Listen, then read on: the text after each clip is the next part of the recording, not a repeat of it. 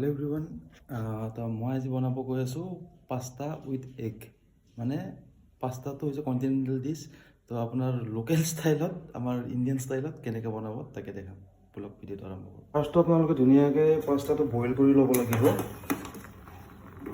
Boil कर lasso धुनियाके धुनियाके नुमाई ललो तार पिছত आपनालोके बहाई दिब केराही तो धुनियाके बहाई दियक আপোনালোকক যিমান হিচাপত তেল লাগে সিমান দি দিব। এতিয়া তেলটো গৰম হৈ যাব তাত দি দিব আপোনালোকে পিঁয়াজ যদি আপোনালোকে স্পাইচি ভাল পায় তেতিয়াহ'লে দি দিব পাৰে মোৰ নিচিনাকৈ জলকীয়া। পিঁয়াজখিনি অলপ ৰঙা হোৱালৈকে লাৰি থাকিব লাগিব। ৰঙা হৈ যোৱাৰ লগে লগে আপোনালোকে বইল কৰি থৈ দিয়া পাস্তাখিনি ইয়াত দি দিব। ধুনীয়াকৈ লৰাই দিব যাতে তেলটো গোটেইখিনিতে ধুনীয়াকৈ লাগিব। ধুনীয়াকৈ লৰাই কিনে আপোনালোকে দি দিব এইটো পাস্তা মছলা।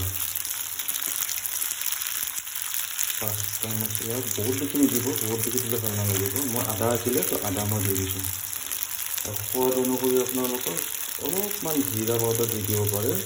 আৰু ইয়াত যিহেতু নিমখটো অলপ কম থাকে তো নিমখ অলপ আপোনালোকৰ ফালৰ পৰা এড কৰি দিব পাৰে। তো মই নিমখটো অলপ এড কৰি দিছোঁ। তাৰপিছত ধুনীয়াকৈ গোটেইখিনি মিক্স কৰি ল'ব। মছলাখিনি গোটেইখিনি যেতিয়া ধুনীয়াকৈ মিক্স হৈ যাব আপোনালোকে মাজত এনেকুৱাকৈ অলপ খালী জেগা এৰিব যাতে তেলখিনি মাজলৈকে আহি যায়। দিব আপোনালোকে কণীটো ইয়াতে দি কিনে ধুনীয়াকৈ লৰাই দিয়া তেতিয়া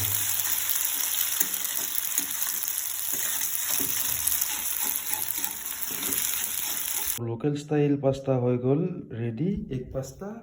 তেতিয়া মই খাম। আপোনালোকে যদি বিচাৰে এইটো ট্ৰাই কৰি চাব পাৰে, সঁচাকৈ ভাল পাব।